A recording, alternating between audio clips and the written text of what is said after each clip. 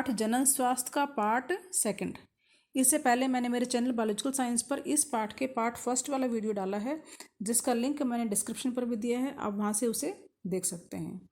अगर आप बायो के जो पहले और दूसरे पार्ट के वीडियोस देखना चाहते हैं तो उसके लिए आप चैनल को सब्सक्राइब करके और बायो के इस सत्र 2023-24 के सभी वीडियोस देख सकते हैं। तो ये जो पार्ट है हमारा जनन स्वास्थ्य, इसमें टॉपिक है आपके जनन स्वास्थ्य समस्या कार्य नीतियाँ, जनसंख्या विस्फोट और जन्म नियंत्रण, सहगर्भता का चिकित्सा समापन, यौन संचारित रोग और बंध्यता।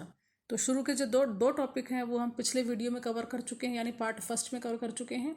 और इस वीडियो में पढ़ने वाले हैं हम सहगर्भता का चिकित्सा समापन, यौन संचारित रोग और बंध्यता। तो चलिए शुरू करते हैं। पहला टॉपिक हमारा सहगर्भता का चिकित्सा समापन। तो जैसे कि आप जानते हैं कि स्त्रियों में जो गर्भावस्था अवधि होती है मानव में वो करीब 9 माह होती है।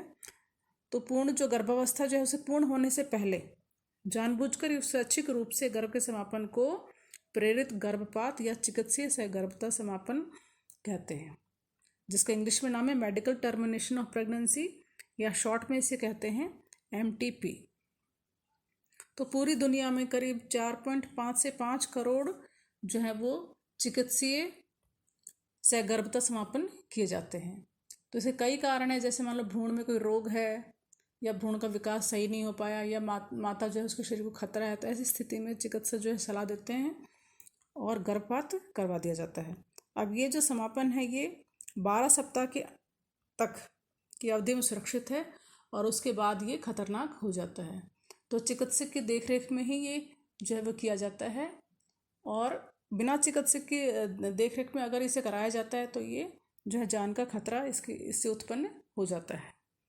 तो इस बात का ध्यान रखना चाहिए। और भारत में इस पर कानून बन चुका है 1971 में, जिसमें बिना चिकित्सीय सलाह के गर्भपात कराना कानूनन अपराध माना जाता है। उसके बाद यौन संचारित संक्रमण। यौनिक क्रियाओं के फलस्वरूप बहुत सारे संक्रमण हो जाते हैं कई बार, जिन्हें हम सेक्सुअली ट्रांसमिटेड डिजीज या यौन संचारित संक्रमण MTI कहते हैं, STI कहते हैं। तो STI यानी यौन संचारित संक्रमण और STD यानी यौन संचारित रोग। तो इन रोगों को रतीज रोग भी कहा जाता है, और ये रोग कई प्रकार के होते हैं, जैसे सुजाक है, हिंदी में सुजाक है, इंग्लिश में से गोनोरिया कहते हैं, या सिफिलिस है, हार्पिस है, जननिक परिसर्प है, क्लैमाइडियता है, ट्राइकोमोनास्ता है, लैंगिक मस्से हैं, यकृत भी है, और सबसे खतरनाक जो है वो एड्स है।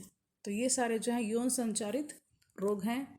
इनमें जो यकृत शोथ बी है और जननिक परिसर्प है और HIV यानी एड्स रोग जो हैं ये जो है काफ़ी खतरनाक हैं। इनका इलाज जो है वो बहुत मुश्किल होता है, संभव नहीं है, परंतु बाकी के जो रोग हैं उनका यदि समय पर पहचान हो जाती है तो उनका इलाज किया जा सकता है। तो यौन संचारित संक्रमण जो है समाज के लिए एक खतरा है, और इससे जो है मनुष्य का जो पूरा स्वास्थ्य जो है उस पर विपरीत प्रभाव पड़ता है, और ये रोग जो है ये जननांगों से होते हुए अन्य अंगों को भी प्रभावित कर देते हैं। अब इससे बचने के जो है 3 जो महत्वपूर्ण साधारण नियम हैं जिनका पालन करना चाहिए। किसी अनजान व्यक्ति या बहुत से व्यक्तियों के साथ यौन संबंध न रखें। मैथुन के समय सदैव कंडोम का प्रयोग करें। यदि कोई आशंका है तो तुरंत ही प्रारंभिक जांच के लिए किसी योग्य डॉक्टर से मिलें और रोग का पता चलने पर उसका पूरा इलाज कराएं। तो तीसरा टॉपिक हमारा बंध्यता। बंध्यता का मतलब है वे दंपति जो स्वस्थ होते हुए भी संतान उत्पन्न करने में सक्षम नहीं है, या उन्मुक्त और असुरक्षित सहवास के बावजूद उनमें संतान उत्पन्न नहीं होती, तो उन्हें हम बंध्य दंपति कहते हैं। तो ऐसे जो हैं बहुत सारे जो हैं इनकी जनसंख्या है पूरे विश्व में, और इनमें संतान उत्पन्न करने के लिए कई जो नई तकनीकी जो है उनको उपयोग किया जाता है, जिन्हें हम जनन प्रौद्योगिकी तकनीकी कहते हैं। उसमें एक है पात्र निषेचन, ये IVF, इसका पूरा नाम है इन विट्रो फर्टिलाइजेशन। तो इसमें शरीर के बाहर प्रयोगशाला में नर एवं मादा युग्म का निषेचन करवाया जाता है, और निषेचन होने के बाद भ्रूण का माता के गर्भाशय में स्थानांतरण करवाया जाता है, और जिसे हम आम बोलचाल की भाषा में हम उसे टेस्ट ट्यूब बेबी भी कहते हैं। तो टेस्ट ट्यूब बेबी इसलिए कहते हैं क्योंकि उसकी प्रारंभिक निषेचन की क्रियाएं और प्रारंभिक की कुछ विदलन की जो क्रियाएं हैं वो प्रयोगशाला में की जाती हैं या परख नली में की जाती हैं, उसे इसलिए हम उसे टेस्ट ट्यूब बेबी या परख नली शिशु कहते हैं। तो भ्रूण अगर 8 कोशिकीय भ्रूण होता है तब तो उसका स्थानांतरण जो है फलोपियन नलिका या अंडवाहिनी में कर दिया जाता है। परंतु यदि भ्रूण जो है उसकी अवस्था 8 से ज़्यादा है, 16 या 32 है, तो फिर उसे सीधा ही गर्भाशय में स्थानांतरित किया जाता है। तो एक है जीवी निषेचन। जिन स्त्रियों में गर्भधारण की समस्या रहती है उनको सहायता के लिए जीवी निषेचन या इन विवो मतलब शरीर के भीतर ही निषेचन भी कराकर और फिर भ्रूण का परिवर्तन कराया जाता है। जिन स्त्रियों में जो है बहुत सारे हैं जिनमें अंडाणु जो है नहीं बनता, तो उन स्त्रियों में अंडाणु जो है वो दाता से प्राप्त करके और उनके शरीर में जो है उनके अंडवाहिनी में निषेचन कराकर और भ्रूण का परिवर्तन किया जाता है, जिसे GIFT भी कहते हैं। इसके अलावा एक है अंतःकोशिकीय शुक्राणु निक्षेपण, यानी विशिष्ट क्रिया है जिसमें शुक्राणु को सीधे ही अंडाणु के अंदर अंतःक्षेपित किया जाता है।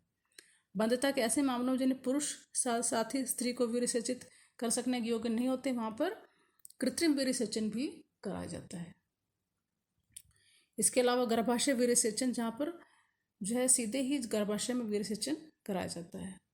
तो ये सारी कुछ विधियाँ हैं जिनसे बंध दंपति जो है संतान प्राप्त कर सकते हैं। इसके अलावा जो शिशु को कानूनन जो है वो गोद भी लिया जा सकता है। हमारे यहाँ बहुत सारे ऐसे बच्चे जो अनाथ होते हैं, तो उनको गोद लेकर भी बंध दंपति जो है वो संतान की पूर्ति अपनी कर सकते हैं। अब देखते हैं इस पाठ में नोट्स। एक है मेडिकल टर्मिनेशन ऑफ प्रेगनेंसी, ये MTP। इसे पूर्ण अवधि से पहले गर्भावस्था के जानबूझकर स्वैच्छिक समाप्ति के रूप में परिभाषित किया जा सकता है। MTP को भारत सरकार ने दुरुपयोग से बचने के लिए सख्त शर्तों के तहत 1971 में वैध किया था। MTP निम्नलिखित जो स्थिति में किया जाता है: सहवास या बलात्कार के दौरान उपयोग किए जाने वाले गर्भ निरोधक की विफलता। दूसरा, जब गर्भावस्था जारी रहती है तो माँ या भ्रूण या दोनों के लिए हानिकारक या घातक हो तब इसे कराने की अनुमति दी जाती है। और ये पहली तिमाही के दौरान अर्थात गर्भावस्था के 12 सप्ताह तक ही इसकी अनुमति साधारण तौर पर दी जाती है। यौन संचारित रोग, सेक्सुअली ट्रांसमिटेड डिजीज।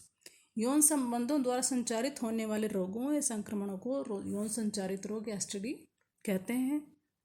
और इनमें जैसे मैंने आपको बताया, सुजाक रोग है, गोनोरिया है जिसको इंग्लिश में कहते हैं, सिफिलिस है, हर्पिस है, क्लैमिडियता है, ट्राइकोमोनस्ता है, यकृत शोथ बी है, हेपेटाइटिस है जिसे इंग्लिश में कहते हैं लैंगिक मस्ती, और एड्स। अब इसे बचने के उपाय क्या है आप नोट्स में लिख सकते हैं। मैथुनिक्स में हमेशा कंडोम का उपयोग करें। किसी अनजान व्यक्ति अतः बहुत से व्यक्तियों से यौन संबंध नहीं रखना चाहिए। यदि कोई आशंका है तो तत्काल ही प्रारंभिक जांच के लिए किसी योग्य चिकित्सक से मिलें और रोग का पता चले तो पूरा इलाज कराएं। बंध दंपतियों को संतान पाने हेतु कुछ विधियां कौन कौन सी हैं? तो इसमें पहला है टेस्ट ट्यूब बेबी कार्यक्रम। जैसे मैंने पहले बताया, इसमें निषेचन जो है वो बाहर करवाया जाता है प्रयोगशाला में इन विट्रो, और बाद में जो भ्रूण को माता के शरीर में स्थानांतरित करवाया जाता है। फलोपियन नलिका में अंडाणु का स्थानांतरण जिसे GIFT कहते हैं, जहाँ स्त्री अंडाणु उत्पन्न नहीं कर सकती लेकिन जो निषेचन और भ्रूण के परिवर्तन के लिए उपयुक्त वातावरण प्रदान कर सकती है, उनमें दाता से अंडाणु लेकर उनकी फलोपियन नलिका में स्थानांतरित कर दिया जाता है, जिसे GIFT कहते हैं। उसके बाद कोशिकीय शुक्राणु निक्षेपण ICSI। इसमें शुक्राणु को सीधे ही अंडाणु में अंतःक्षेपित किया जाता है। कृत्रिम वीर्यसेचन, इस तकनीक में पति या स्वस्थ दाता से शुक्र लेकर कृत्रिम रूप से स्त्री की योनि में अथवा गर्भाशय में प्रविष्ट करवाया जाता है। कुछ और अतिरिक्त जो है चीज़ें आप लिख सकते हैं नोट्स में। IUT, intra uterine transfer. यदि 8 से अधिक ब्लास्टोमीर गर्भाशय में स्थानांतरित होते हैं तो उसे IUT कहते हैं। GIFT, अंडाशय से एकत्र एक डिंब का स्थानांतरण उसी महिला या महिला के फलोपियन ट्यूब में होता है तो एक उत्पादन नहीं कर सकता। ICSI, प्रयोगशाला में एक भ्रूण बनाने के लिए यह एक विशिष्ट प्रक्रिया है जिसमें एक शुक्राणु को सीधे डिंब की कोशिका में इंजेक्ट किया जाता है। HIV, human immunodeficiency virus. AIDS, acquired immunodeficiency syndrome. तो ये फुल फॉर्म है। सरोगेट माँ, कुछ विरल परिस्थितियों में इन विट्रो निषेचन अंडाणु को परिपक्व होने के लिए सैरोगेट मदर का उपयोग किया जाता है। कुछ स्त्रियों में अंडाणु का निषेचन तो सामान्य रूप से होता है, परंतु किसी कारण से उनमें भ्रूण का परिवर्धन नहीं हो पाता। ऐसी परिस्थितियों में स्त्री के अंडाणु या उसके पति के शुक्राणु का कृत्रिम निषेचन करवाया जाता है तथा भ्रूण को 32 कोश की अवस्था में किसी इच्छुक स्त्री के गर्भाशय में रोपित कर दिया जाता है, तो वह स्त्री सैरोगेट माँ कहलाती है। तो ये पाठ जो है आपका कंप्लीट हो गया। और नेक्स्ट वीडियो में हम जो पहली इकाई जनन है उसके महत्वपूर्ण जो प्रश्न हैं जो बोर्ड में आ सकते हैं या कोई नेट में पूछे जा सकते हैं उन पर चर्चा करेंगे। तो ये वीडियो यहीं तक। Thanks for watching.